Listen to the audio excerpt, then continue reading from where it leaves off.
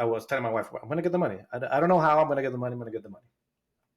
A weird turn of events was we were eating dinner with friends.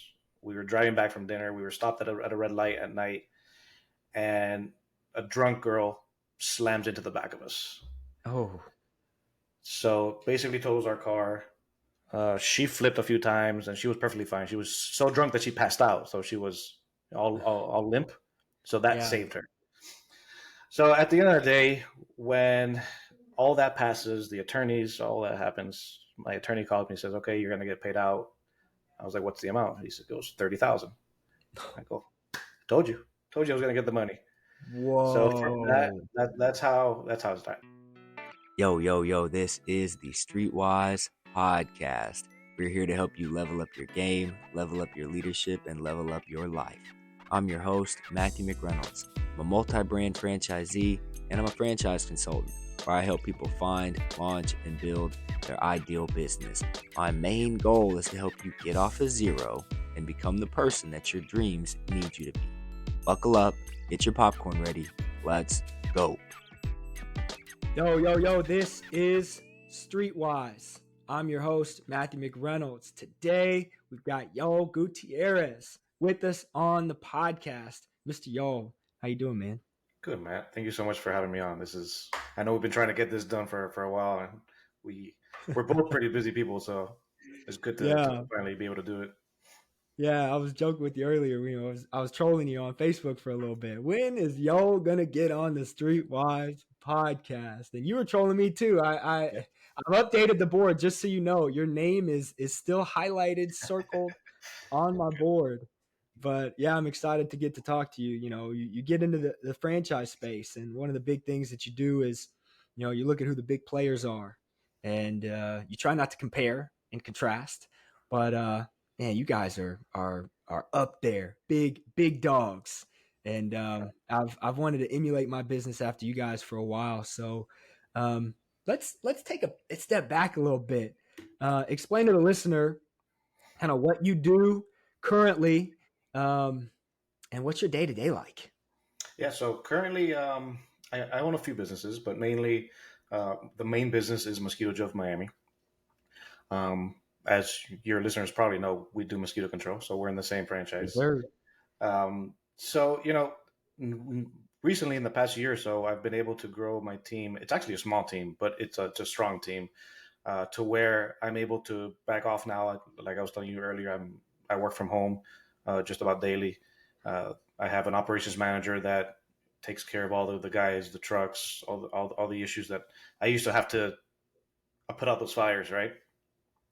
Um, I still put out fires, but they're much bigger fires if they come about, right?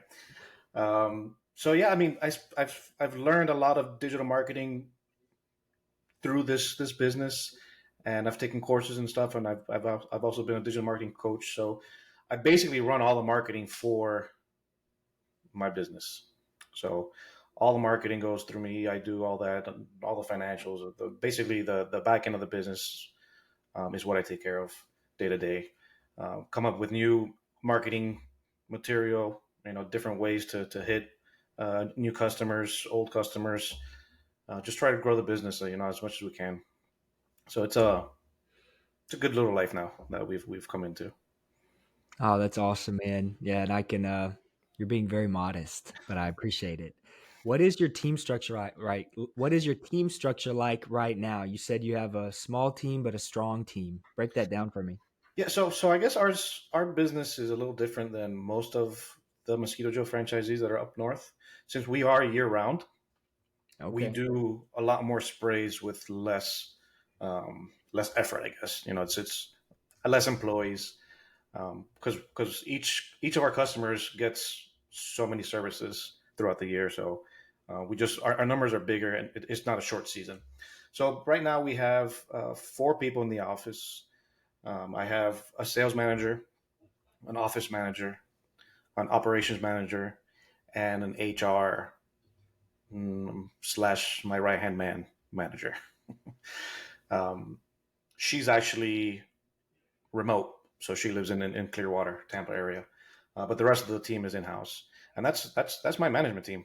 That's everybody that's in the office. And then there's of course me and my partner Omar, which you might or might not know. But Omar, he's been on all of our marketing He's on materials. everybody's marketing materials. I every year I talk to corporate. How do I get on these pamphlets like Omar? I'm trying to be like Omar. Get me on here. You need some more girth. I got to do some more pull ups and some more dips. That's Yeah, for sure.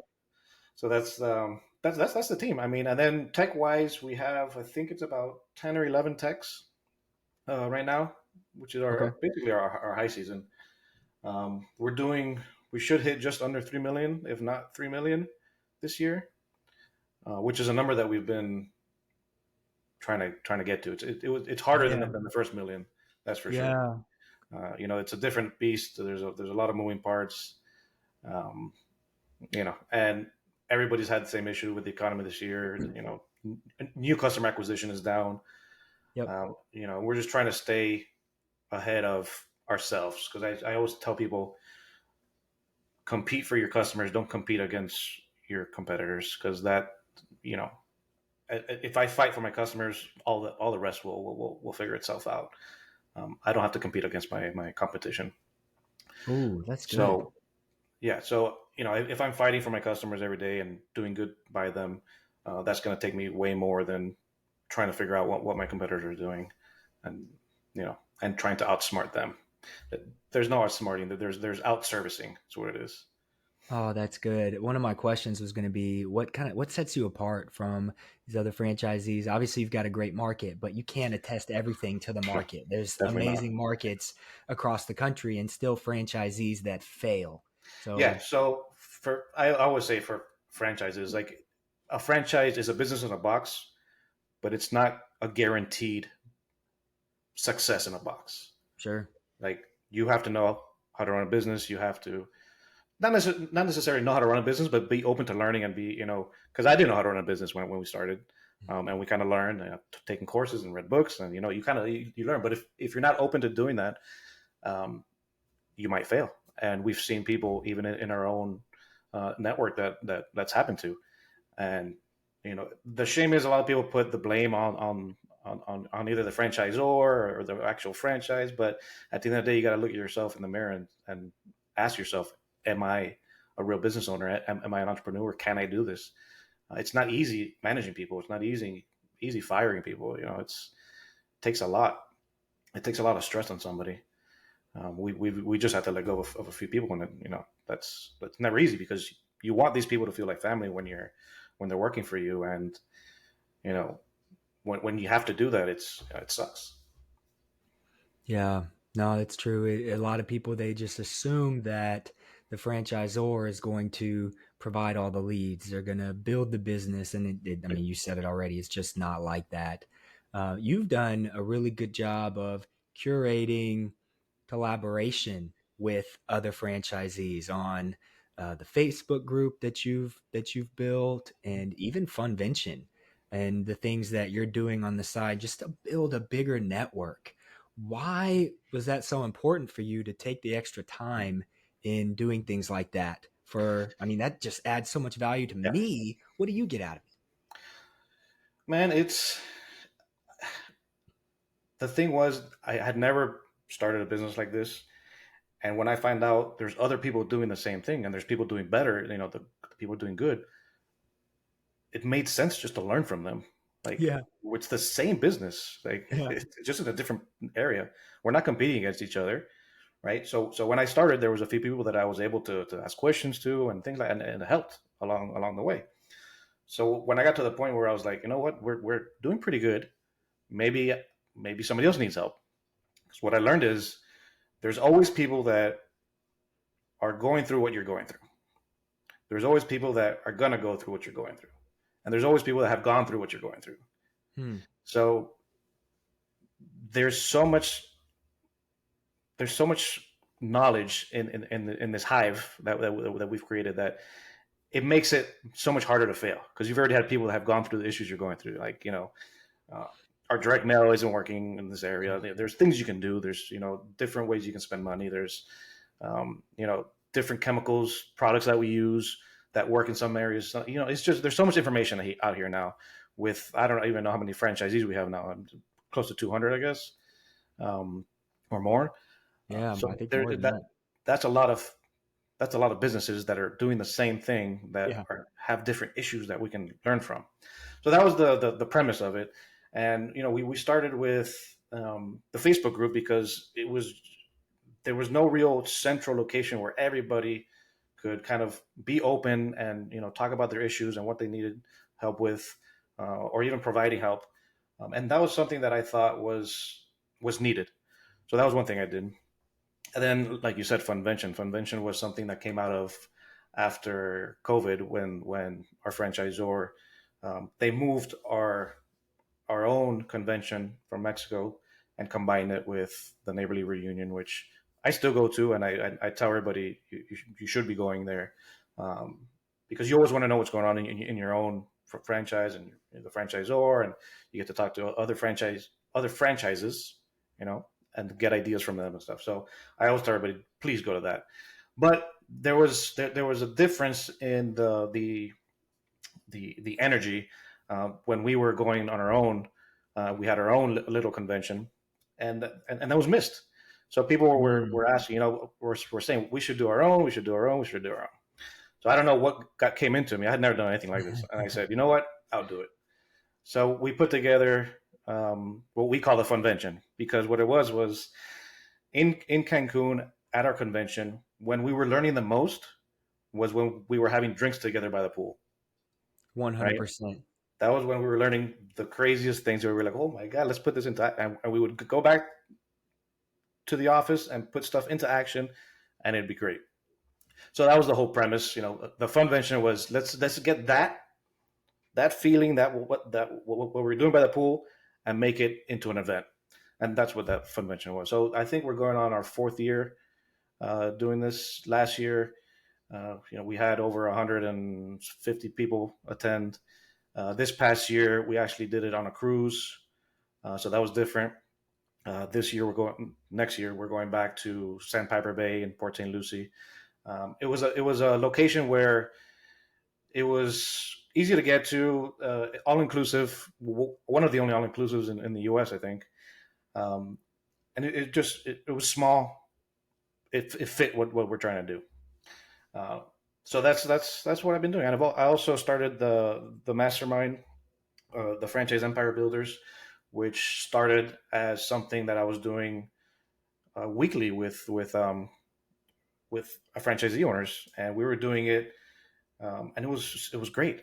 We'd get on Zoom for an hour and talk about our issues and everything like that, and it just got to a point where I had so much going on that it made more sense to make it a paid subscription, so that I could get, you know put in more value into that system. And unfortunately, we did that for almost 2 years. And our last meeting was last week, and I actually announced that we were canceling the mastermind. It came at a great loss to me. It's something that I love to do, and it's just that I don't have enough time to put into it like I had before. Mhm. And I rather work one on one with somebody that's having issues and really dive into their business and get them the help they need. So that's what I'm kind of moving towards now. I have a few coaching customers that I'm working with to just try and mentor them through this business. Got it. Wow. Okay. So there's a lot there. Yeah. Um, so turning down the mastermind to focus more on what you actually have the capacity to do personally, but not turning off that muscle, just flexing it in a different way. Because you'd mentioned earlier how you have the multiple businesses. So I'm curious. I mean, we could talk about what those businesses are if you like, but really just how you create balance with operating. Maybe you don't necessarily operate all of them, but how do you create balance between, wearing those multiple hats at the high level of being a business owner? A lot of it was training my team to not rely on me so much, which is why I stepped out of the office. I think being in the office was kind of like a crutch to the team, because it's a lot easier to come up to my office and ask questions than it is to actually try and figure out the solution without talking to me, without asking me. Right. So that was a big part. Just stepping out and also kind of like letting go a little bit and letting them run with it, letting them fail, letting them learn things that work and don't work, so that they have a little bit more. Um, I forgot the word, but just ownership of Yeah, the skin in the job. game, You know, ownership, sure. because if not, it was very easy just to come to me and I'll tell them what to do. But I don't want to tell people what to do. I want them to learn to figure it out. I'm a big proponent. I'm big on finding solutions. Like they'll come to me screaming that there's a problem, and my first thought is, how do we fix it? Like it's not a big deal. That there's 99.9% of problems have a solution. It's just finding that solution, right? Staying calm, figuring out what we can do about it. So that's what I try to exhale and to teach them what to do. Um, so that was a big part of it, right? I could step back and kind of let them run the business a little bit, and I could focus on growing the business, growing the other businesses, helping people that are in need of help. Um, if I could do that full time, I would. If I could just close doors and make a living off helping other Yeah. business owners, I would do that all day. Oh man, That's that's a so dream. much fun to me. Yeah, I It's so much resonate fun. with that. I Yeah. resonate with that. When do you know that it's time to take a step back, or when do you know that you can take a step back? I think in my past, maybe I think I've done that a little too early. I hear guys that are doing it. It's like, oh yeah, let me take a step back and let you guys figure it out, and then take a step back. I see another, I'm a squirrel chasing nuts, and I see another nut over there, and I go, and maybe it wasn't time yet. So how do you know that you can do the I step don't. back? I don't think you're a real entrepreneur unless you're trying to open multiple things at the same time. So I think we both have that issue. Okay.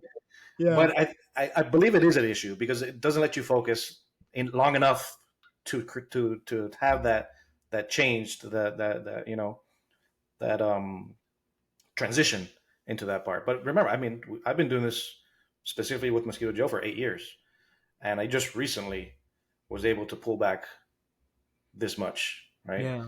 What was happening in year 5 or 6? I would go on vacation and there'd be an issue. Every time I would leave for a weekend, there would be an issue. And it came to be a running joke that when I would leave, there would be an issue. Like it Oh never failed. gosh. And then I just realized recently that, you know what? I left on vacation last week and nothing happened. And the month before that, I was on vacation, nothing happened. Praise Like, oh, God. man. So it's kind of, I don't think you can do it just cold turkey. I think Yeah. you do have to kind of, because it's hard for them too, because it's not their business, right? It's not, we take care of our business a lot more than any employee would ever do. Yeah. Not saying that they're bad employees or anything. It's just it's a different type of ownership when you own the business. It's your livelihood. They don't feel it that way. They're getting a check. We're paying people. We're paying people that have families, that have kids, have their issues. And if that business were to fail, I got 17 families that are gonna hurt. That's a whole Mm. different stress level than Yeah. an employee.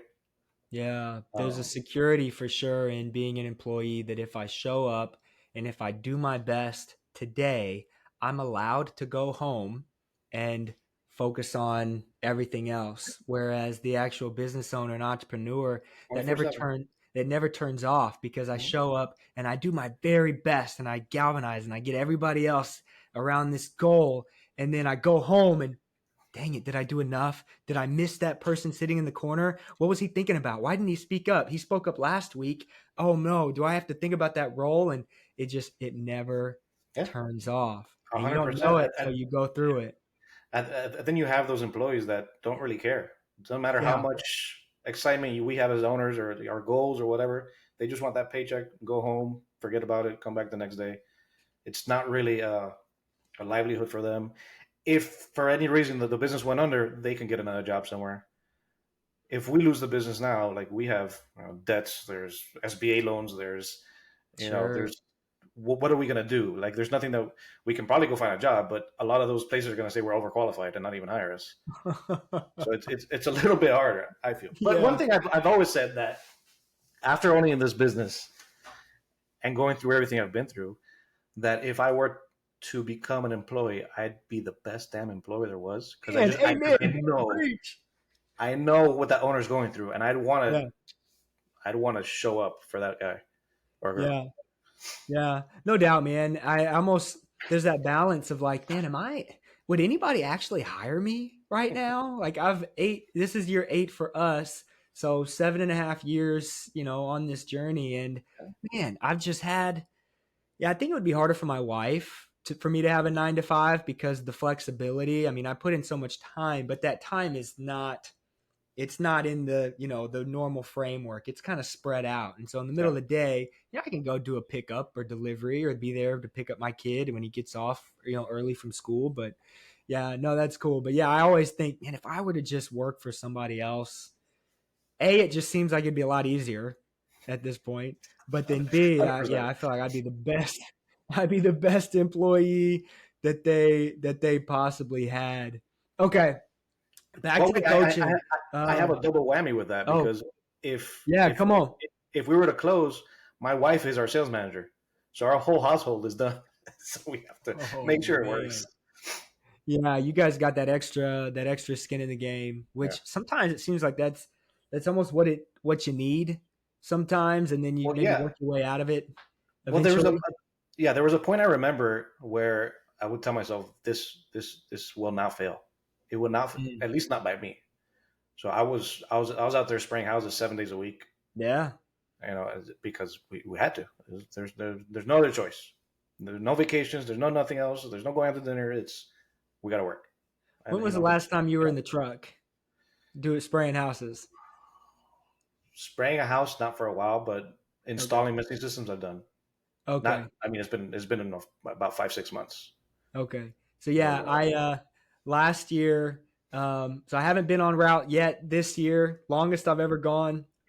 Last year I was on route one day, and it was because somebody didn't show up and I didn't have that extra layer built in, and it was that technician's last day. And I think everybody else saw it. And it was like, except for you. okay, we're gonna make sure that we've got everybody else covered.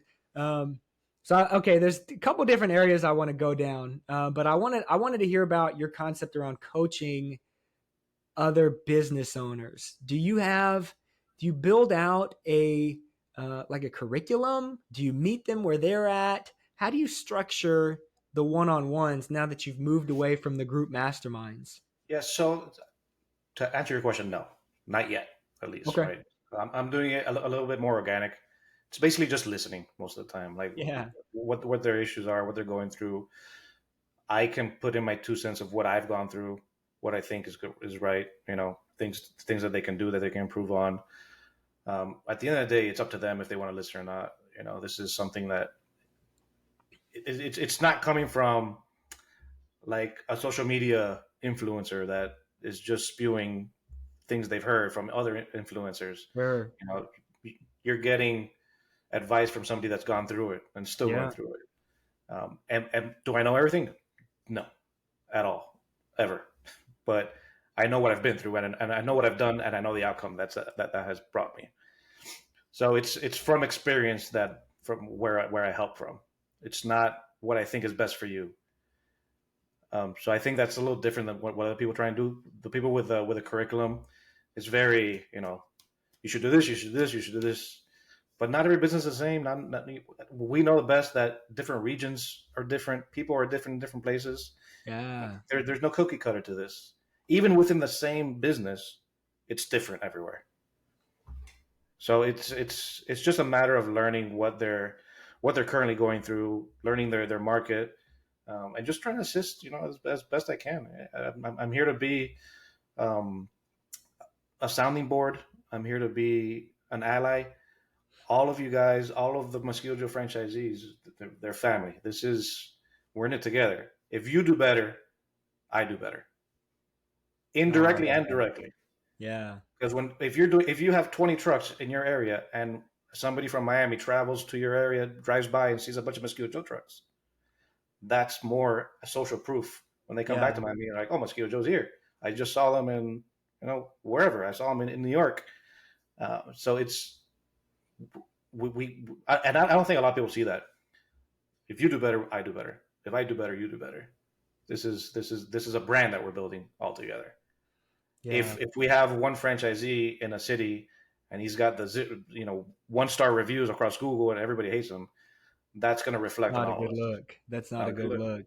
Yeah, especially as you scale and grow. Mhm. Rising tide raises all ships, and Exactly. that's the biggest benefit of, to me, being in a franchise in the first place. Because I mean, there's always the argument that yeah, I probably could have done it cheaper and more organically if I would have just built it from scratch. But the success rate of doing that is way lower than when you have an entire community and a network of other people that are doing what you're doing and doing it at a high level. And the thing about franchising that's wild is the backgrounds that people had before becoming a franchisee. I mean, you got people all over the board.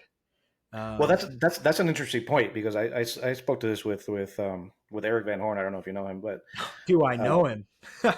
yeah. So I was on his podcast and we talked about this, and it's very funny because usually like other franchises like Mr. Rooter, like a plumbing, most of those people that own those businesses, they used to be a plumber, they used to be a handyman, Mm, they used to be a painter, and now they're open. They're just they took it to the next level and they opened a franchise doing what they were doing. yeah, At Mosquito Joe, I don't think there's anybody that was a pest control person. probably not. Almost everybody was a business minded, like entrepreneur type. So it's a whole different animal when you have owners that are that type of person. And sometimes I feel like our franchisor doesn't realize that, but Mm, we're smart people. Every one of us of us owners, we have our own ideas that we can improve on. We can, there's things that we as a group, which is why I made that community. We can share among each other and get better, which is what has been happening. We've been growing like crazy, and our franchise is one of the most sought after because of that.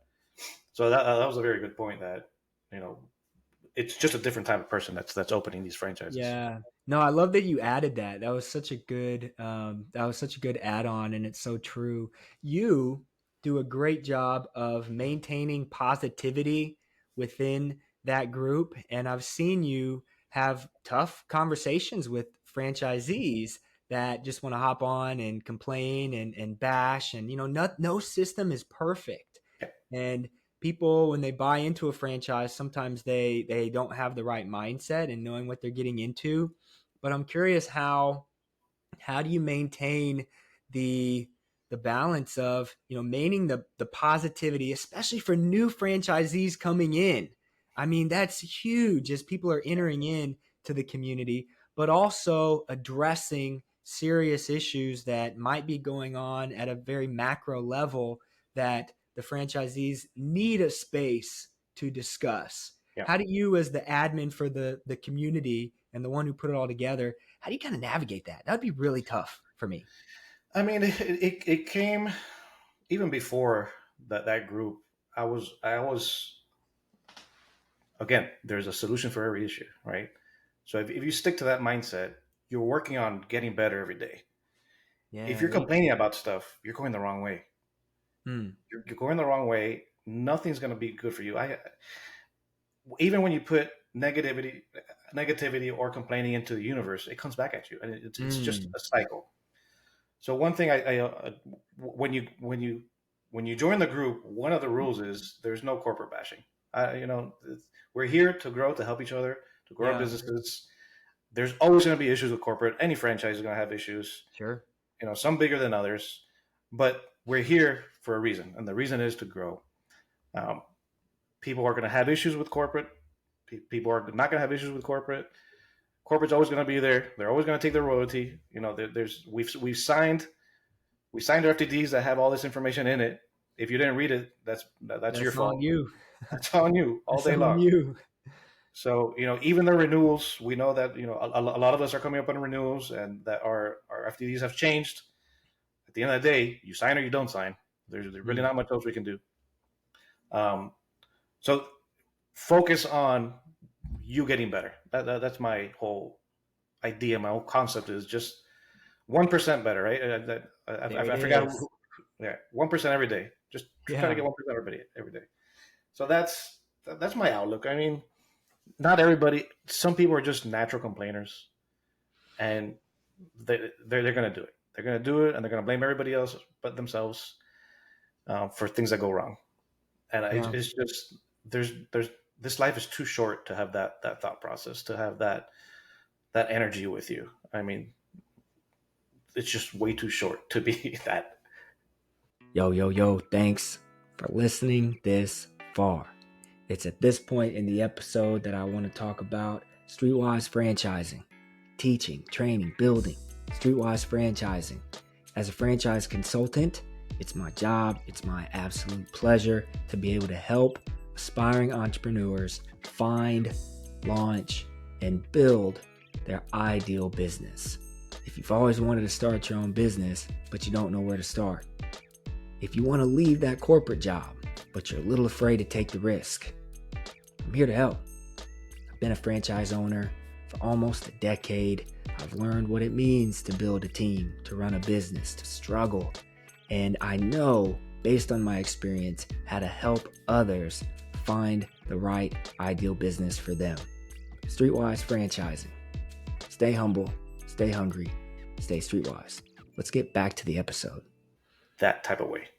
Oh man, I could ruminate on that for a minute. That 1% better every day. I mean, that's a mantra that I talk about a lot, Yeah. and it finds a way to come up every episode. So if you're wondering, man, I wonder what clip Matthew's going to take and put this on social media. That's going to be one of them, man, because you said it this time, not me.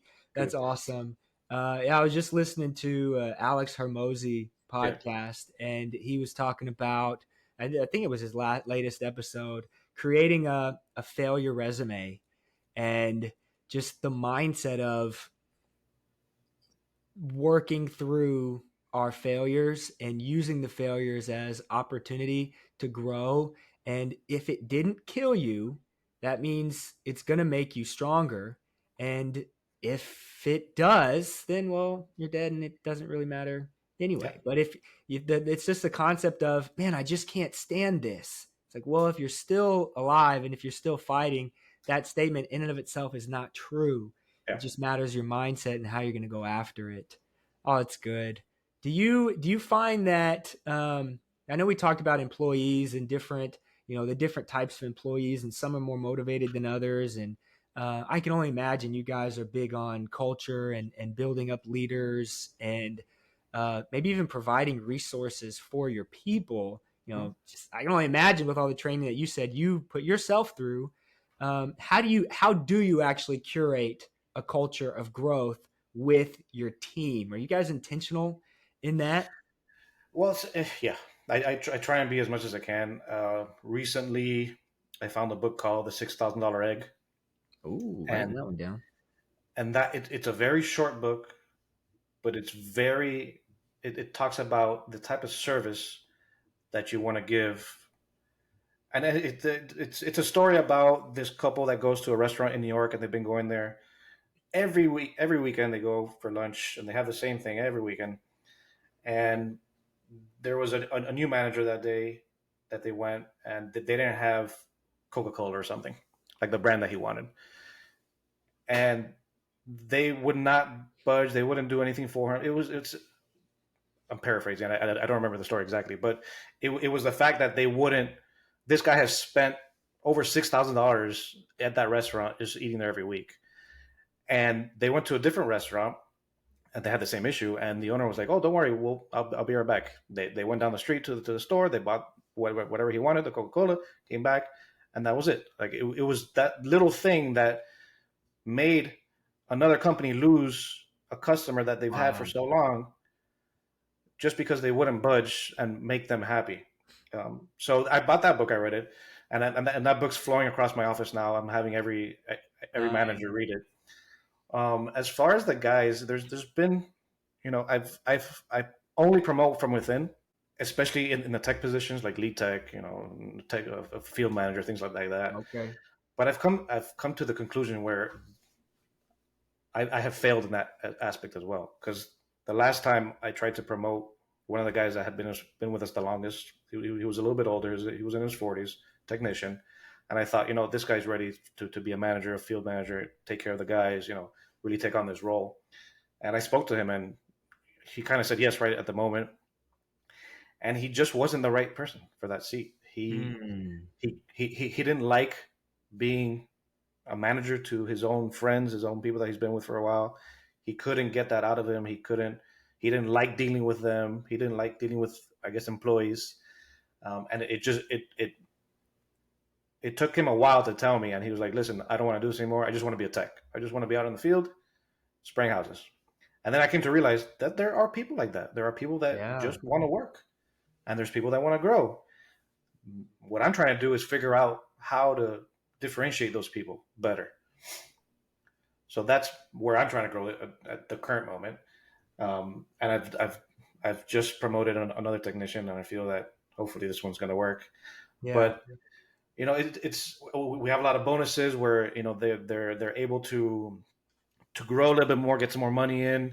I always tell them I have a library of books at the office too. If you guys ever need a book, on personal growth, if you guys ever want to start a business, come to me first. I will help you. I'll help you That's awesome. start out.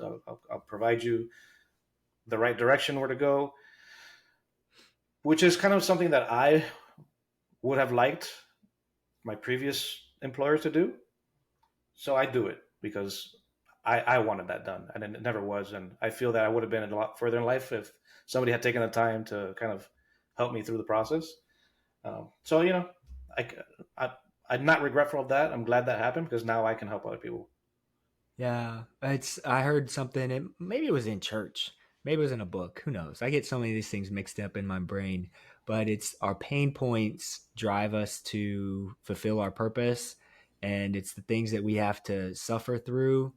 It leads us to where we grow, and the whole concept of mentorship being cyclical, and the things that we get, we're then able to turn around and feed into others is so huge. So it's really cool that you're able to at least try to implement it. And um, gosh, no, that's good. I I could take this a couple of different ways. Um, you guys are building out this brand, and you've mentioned you're doing more coaching, and you've got other businesses. Um, let's do this. Before I look to the future, I didn't ask you in the beginning, what did you do before you got into Mosquito Joe? Did you already have the businesses, or were you just a straight up employee? No, I was so out of high school into college. I kind of dropped out of community college. Not really, but I moved to a vocational school because I wanted to be a mechanic. Okay. So I became Honda certified. I was an ASC certified mechanic. I got an AS in automotive service management. My mom had purchased the shop that I was working at as a kid because of that. So she was one of my mentors, right? She said, Nice. "This is what he wants to do." The shop I was working at was put up for sale, and I told my mom, "Listen, this is a opportunity," and she bought it. I mean, I was 17 years old, so she listened to a 17-year-old. Wow. That's amazing. But mechanics isn't easy, right?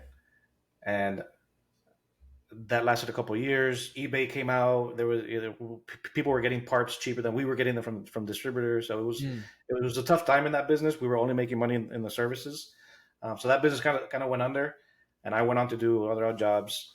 But I ended up in IT. So before opening this business, I had been in IT for 15 years. I was working for different television stations for DirecTV Latin America, for Univision, and then for other smaller companies after that fact.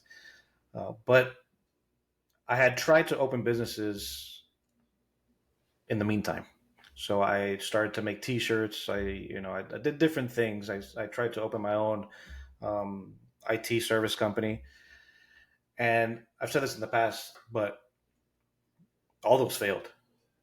But they weren't failures. All failures are learning lessons.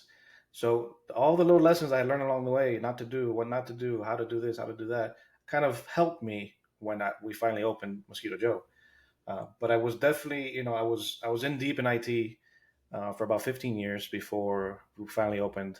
I was actually still working at my previous job when we opened Mosquito Joe, but our territory grew so fast that I had planned to stay at my job for about 3 months, 3 to 6 months. Okay. And within 2 weeks, I had to quit because we had too many sprays to do. So Wow. it was crazy. Yeah, our first year, I think we bought the second truck within 2 months, the second territory within 4 months. It was growing so fast. And I had a keynote that I spoke not too long ago, and I told this story about that I think we had a trifecta of luck. So first, we picked a brand that resonated really well in Miami. I think it resonates well everywhere. The second was not so much luck, but we had Zika come down to Miami in year Mm, two. So Zika 4x'd our company within 4 months. So wow. we it was crazy. Um, Zika, man, you don't hear much about Zika anymore. That was a big deal back in 2016, that was quick, 2017. man. I remember the day where I was. I remember who I called. I had a cousin that she worked for a news station, and I heard on the radio that the governor put a state of emergency for Florida for Zika. And the first thing I did was call her, and I was like, "What? Can we do anything?" She's like, "Yeah, I'll have a camera crew at your house later tonight," Oh and that's where it man. started. Yeah. So that was the start of a crazy summer because we were on the Today Show, we were on Good Morning America, we were tons of local stations, radio, we were everywhere. I said yes That's to awesome. everything. Yeah, no doubt. Whenever somebody called, "Hey, I want to interview," yes, Yes. okay, yeah. So that trifecta, it catapulted. So I didn't I didn't know how to run a business while all that was happening. So I was very nervous and anxious while we were doing good. We were getting close to $1 million within the first 3 years, and I felt nervous because I didn't know what I was doing. The business was Hmm. just running. It was running. It was a good business to have, so it ran itself pretty good. So what I did then was, I started. I don't have an MBA. I don't have a fancy degree. I was a mechanic. We're not very smart most of the time, but I said I have to learn. I have to do something. I have to learn how to run this business. And it wasn't so much, and the franchisor doesn't teach you how to run a business. They give you the building blocks on how this business should be run, which is different than running a business. So I did some research and I found a course online. It was I found it online, but it was the Goldman Sachs 10,000 Small Business Program. Yeah, okay. So it's basically a mini MBA. So it was. Oh, I'm so sorry. Oh, you're good. Turn that off. So it's basically a mini MBA. You have to apply. There's a certain requirements, but I was accepted. I did the interview. We started the class, and it's basically 12 weeks of every possible thing you need to run a business. They take you through financials. They take you through HR, hiring, firing. It was just something that I needed, and I suggest it to everybody I meet, especially if you have it in your area. It's their Goldman Sachs has dumped in, I don't know how much it is, like $500 million into this program. It's not a Um, big financial investment to get in, too. I've looked into this. I haven't done it yet. so it's free for you. If you get accepted, it's a scholarship, so you don't pay anything. Got it. Okay. Yeah, and they provide food while you're there. They provide lunches. It's so that kind of helped me start off with getting Sure. away from the company because the class would be every Friday, and How they many tell you. years in were you before you did this? So it was about three. Okay. About three Yeah. years in. Yeah. Right after Zika, that we were actually running $1 million business, I said, we got to do something. All right. Um, Yeah, we got to figure this thing out. yeah, because on the class would be on Fridays, and they would tell you, you can't be bothered. So tell your office, figure it out, and that's what I did. So for 12 weeks, they didn't see me Fridays, and then after the class finished, I stopped going to the office Fridays because they were used to me not being there. So that kind of started Wow. my path of getting out of the office. Yeah, incremental. That's good. Yeah. Yeah, definitely. So if somebody here is listening and is in that boat of I need to step out a little bit, do it a little bit of a time. Do it, That's on a good. Friday. Say tell your office, I'm going to be unavailable all day, and then do it again, and then they'll start getting used to it, and you can start building it that way. Oh, that's good, man. And yeah, the point of this show is to help somebody to take the resources that they currently have available to them and then utilize those to level up. Whether Yeah. you're looking to start a business or you're a solopreneur and you're trying to just staff up your team, or you're running the business and you got to figure out how to get it to the next level so you can, maybe, do something else that you're Hmm. passionate about. And there's so much value that you've added through that. And that's a really good resource. I've heard that be recommended by a bunch of people. I haven't done it personally, but it's definitely on my bucket list Yeah, look into for it. sure. Look Yeah. into it. Yeah. Yeah. I, forgot what I was gonna say. I lost it. Oh, that's good. My next question, talking about your background and what got you into Mosquito Joe. Well, before, okay, no, I can't go there yet because you found Mosquito Joe and you talked about the trifecta, but it's not always easy to acquire the franchise and get the financing and then get everything put together. How did you guys? I know you said you had a partner in Omar. How did you guys put it all together? Yeah, that's a funny story. So I was working in IT. Um, Me and Omar were friends. Okay. We'd go to football games a lot, and we'd hang out a lot. He'd see me at the football games. I set up a tent with my shirts and try and sell shirts for UM when they were playing. He saw my dedication, and one day he came up to me. Well, I was in his car. I still remember. We still remember the street and everything we were when he asked me. He said, "You know what? I like the way you work. I know the way you're trying to run the business. Do you want to get into business together? I've been looking for a franchise to open." I was like, "You know what, man? I think that might be a good idea." So we started talking, and he was looking specifically at like 24-hour gyms. Yeah, I mean, that makes And sense with him. That seems like that would be right up his alley. if your listeners don't know what Omar looks like, it'll make sense once you see him why he wanted to open 24-hour gym. Me, So except less hair, taller, arguably more attractive, and very buff. yeah, yeah, it's Omar. So you know, a gym is not cheap to open. I mean, you have back then it was like 300 grand just for the build out, and then you had to think about 24-hour utilities, paying employees 24 hours. It was just something that I could not do. I mean, I was living paycheck to paycheck. I was not going to be able to open up a gym. Sure. So I remember August 2014. I went to go visit my mom in Georgia for her birthday, and I'm sitting in the kitchen with her, and I tell her, "Listen, to my Omar, my friend, we're thinking about opening a business. We're looking at franchises."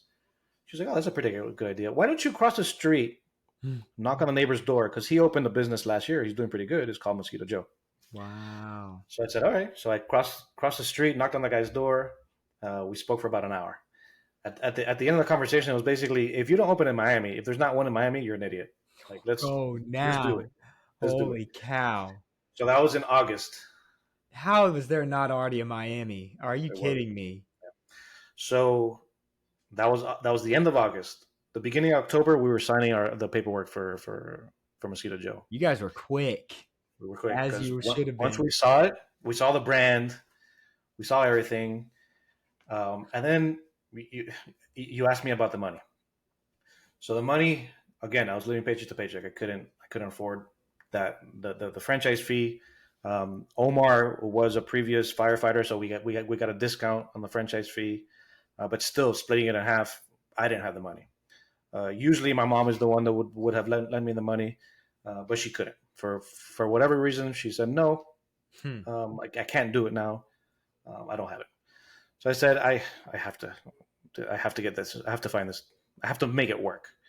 So I asked everybody, asked friends. Finally, a cousin of mine heard what I was trying to do. He saw the numbers. He saw the business. I needed about 30K on my end, and I think he gave me a loan, and it was my cousin. All right, this is my cousin, 18% loan. Okay. So that's how much he believed. But he was the only person that Yeah. actually gave me something. So I was Yeah. I was okay for it. But I was telling my wife, I'm gonna get the money. I don't know how I'm gonna get the money. I'm gonna get the money. A weird turn of events was we were eating dinner with friends.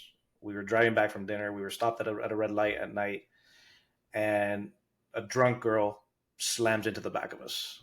Oh, So basically, tows our car. She flipped a few times, and she was perfectly fine. She was so drunk that she passed out, so she was all limp. So that yeah. saved her.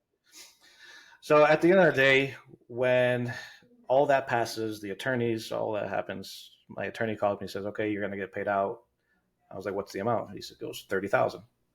I go, "Told you I was going to get the money." So for Whoa. that's how it started. Now I know that's not going to happen to everybody, What a crazy story. I'm but so glad I had. I think the moral of that story is to find a way. Like don't put Yeah. yourself in danger, obviously, but put it out into the universe that this money's going to come. It's going to come. It's going to come, and it's going to come in one form or the other. Unfortunately, my form was we got hurt a little bit. We still have back issues, but Mm, we have a thriving business due to it. man. But yeah, that's how that business started and where we got the money. Wow. And you guys have been able to capitalize that and turn that into just a behemoth of Yeah, a so business. we do. We'll be doing close to 3 million this year. Um, we're 8 years in. Wish we were a little bit more than that at this point, but I'm not complaining. Yeah. I remember what I was going to tell you before that when I opened this, I always told myself we're not going to get stupid rich off of Mosquito Joe. Like we'll be able to live and live comfortably, but I always looked at it as a stepping stone.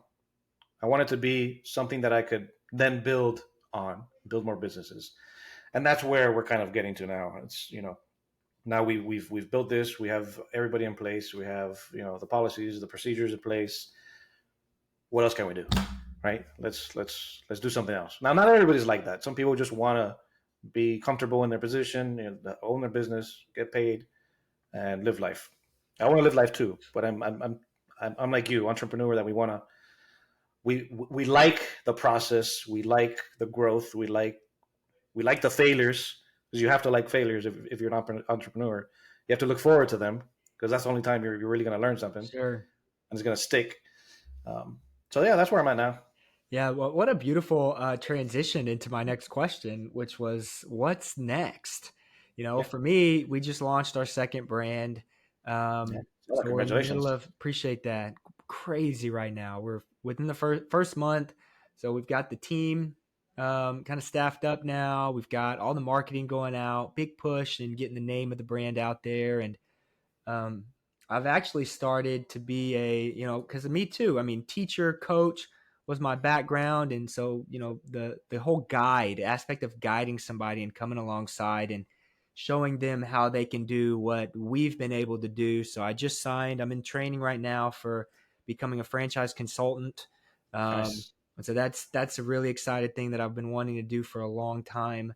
But with you guys, you've talked about the coaching. I'm sure you're leveraging the services aspect, but what are y'all looking at? What's the next move for you guys at this point?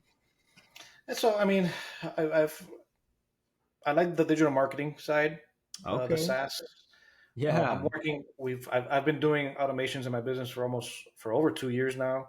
So that's something I kind of want to teach other people to do.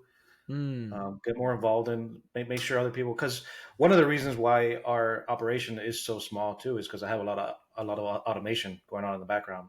What do you So mean I'm, by I'm that? so a business our size should have a few more people in the office, right?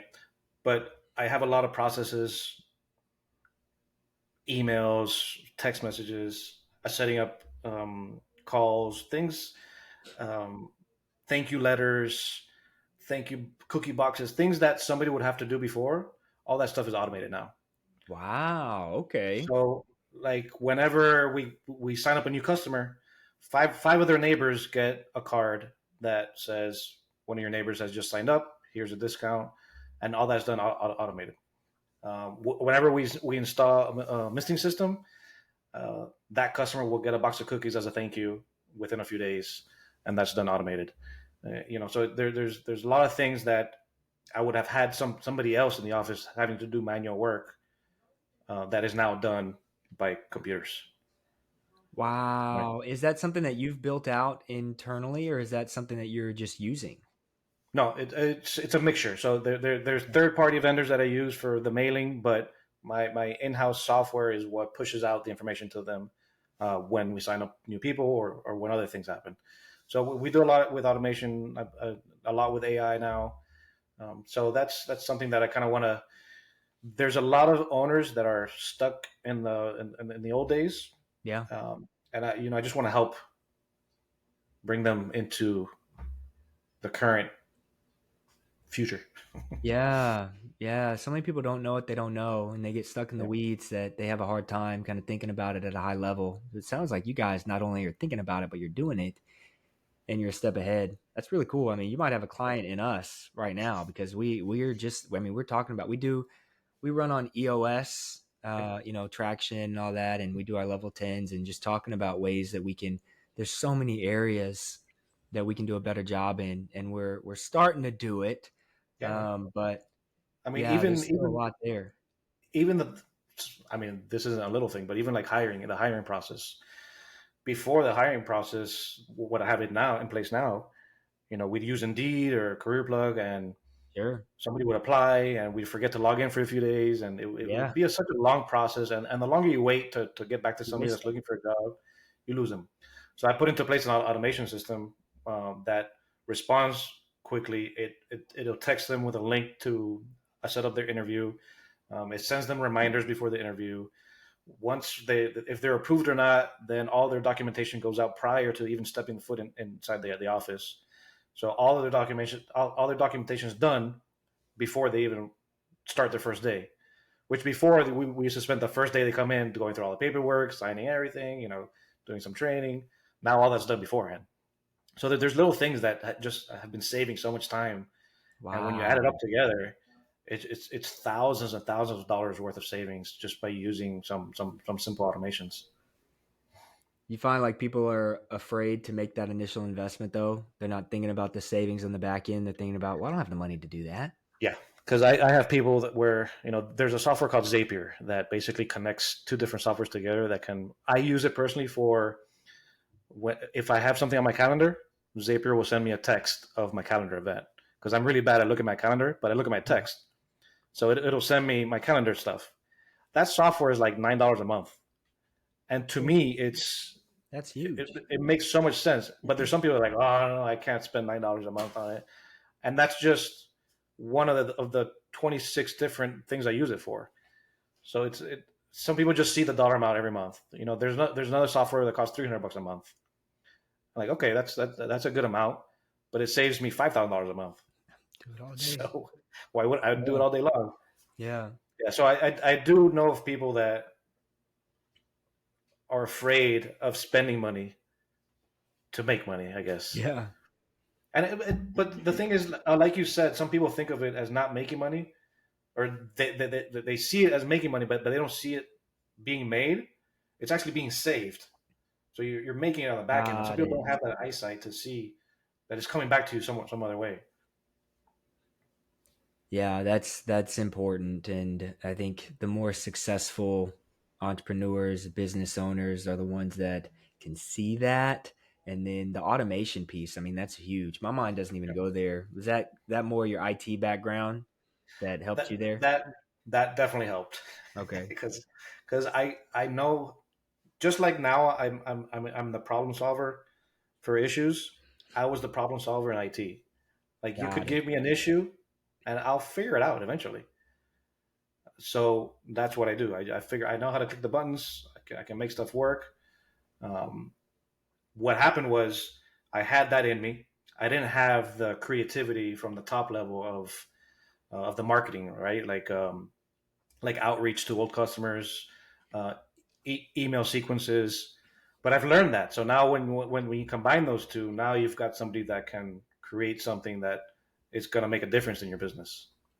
Man, that's outstanding. I mean, that last piece. I mean, I try to just I get the nuggets. Like I try to seek the nuggets, and this interviewing thing is hard because you want to Sure. engage, you want to ask the right questions, but you also want to curate a flow and then pull value from the person that you're talking to and thinking about the listener, but you made it so easy for me today, man. I appreciate it. Is there Of anything course. else that, maybe I didn't touch on, maybe I didn't ask that, what did Eric Van Horn ask you that I didn't ask? I'm trying to get like that guy. Well, you got to get on his podcast. He's getting good too. He's Yo, getting up there. man, those guys are leveling up every single day. They've hit that hockey stick. They did that a long time ago. They're very They're impressive. great. By the way, you're doing great. I mean, this is I know this is a newer podcast, but from what I've heard, you've grown leaps and bounds, and I'm sure you're going to be one of the top people on Spotify pretty soon. I appreciate that, man. I appreciate it. You go back and listen to my first episode. I didn't have the mic. I forgot to press the echo cancellation, so there's a weird echo in there. But Yeah, it 1% every happens. day, man. You 1% you got better you, every you day. got to do it.